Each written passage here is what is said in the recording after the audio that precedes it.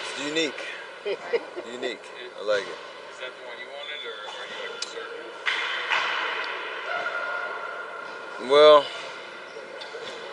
I've actually never surfed before, so that's a nice little motivation maybe once my career's over to get out there on the water. Um, but anything with golf clubs, I'm gonna stare at. So this is nice.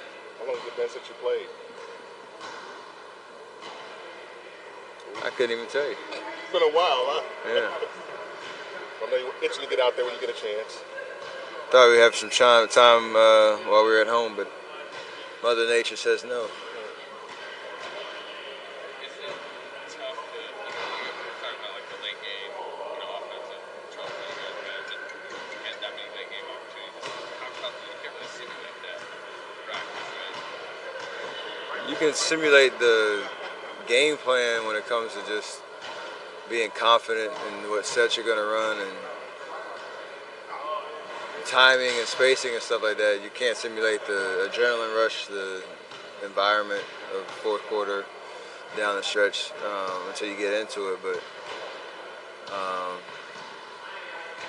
it's one of those things you obviously have to practice. Is the only time you get a chance to work on it and make adjustments from game to game if you have to. So every basketball team in history has had to figure that out, as you go along through the season and get ready for the playoffs. I was thinking, can't really simulate the defensive intensity, right? 'Cause that's probably a big part is that the defense are going to be as cranked up as possible. At the moment, you probably can't get shout on it. No, you shouldn't even have to do that, really. I mean, we understand what it's like to play an NBA game and play crunch time situations and whatnot. So you shouldn't have to really overdo that in practice to really get benefits and to actually make improvements, as you go through the year. So, like I said, it's more just clarity on what calls are running, where everybody's supposed to be on the floor, what we're trying to get out of each possession, like what options that they're going to be, and being able to look for it. Definitely know this may sound strange to think back a year, but it was about a year ago when Steve almost, when he rejoined you guys after that long period of absence. How much better does he seem most days around you guys? I guess this is normal, a good way to say it. He seems like his old self, and I know he's been through a lot, just physically trying to just recover from the surgeries he's had, and I can't imagine just the frustration, how long it took and the things he had to do, and all the doctors he met with, and just this whole story is crazy. So you're obviously happy to have him back, but not only that, just you said, see him with energy and his presence like he wants. So it's been good to see. You guys have basically been home now for a couple of weeks. What's the good and bad of that, of being home for that period of time, or is it all good?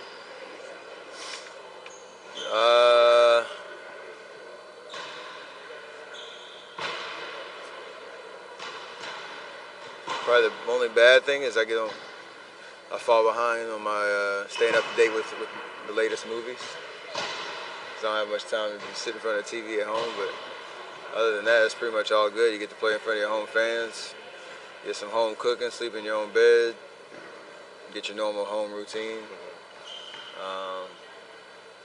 You got to take advantage of those kind of stretches just to not only get wins at home, but just rejuvenate your mind, your body. Being in a familiar setting for almost, besides the Sacramento trip, almost 3 weeks. So that's big. Is that something that, when was the timing good for that? I mean, yeah, considering how crazy the travel schedule was to begin the season. But every team plays 41 at home, 41 on the road, and you can get it, any type of way. So I don't know if this kind of extended stay is rare, but it's like I said, it's the opportunity for you to kind of just get your routine right and take care of home court advantage. Steve also said the dinner, before the SAC game was important. It was nice for you guys to have a team dinner during the stretch too. That was overdue. Yeah, except I wasn't there. Okay. So I don't know what they talked about.